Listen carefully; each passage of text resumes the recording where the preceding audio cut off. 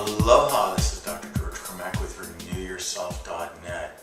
We're going to talk a little bit more today about pranayama, and we have talked in the past about the nadis and alternate nostril breathing and the place of pranayama in your practice. So today we're also just going to work on a beginning practice, which is just yogic deep breathing, and you just need to learn the basics, which is the motion of that full diaphragmatic breathing.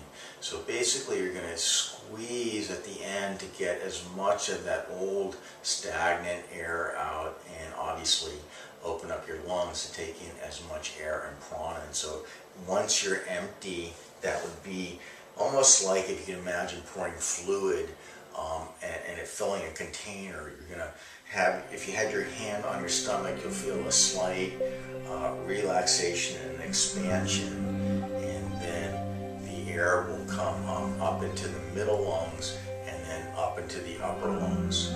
And so in the reversing that, you'll just feel that wave kind of go the other way, and then on the inhalation, it's going to move like that. On the exhalation, you're going to squeeze and contract, blow all that old air out. And so that's going to allow you to take more prana, more oxygen in with each breath, and it's going to set a nice rhythm. And the rhythm you want to work on is initially getting that exhalation twice as long as the inhalation. So if you're breathing in a nice deep breath for, say, 4 seconds, you want to slow down that exhalation to about 8 seconds, and then just get in that rhythm and let the awareness be on the breath. And that's a good practice in the beginning for you to do, to get control of your diaphragm. And that same principle is used in the alternate nostril breathing. So doing maybe 10 rounds of that, 10 rounds being an inhalation and exhalation in that wave-like motion,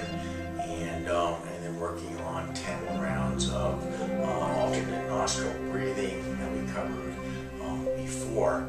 And just be regular for 30 days doing that. That's going to take you maybe 15 minutes a day to do, and you want to do that on an empty stomach, meaning not a big meal for at least 3 hours.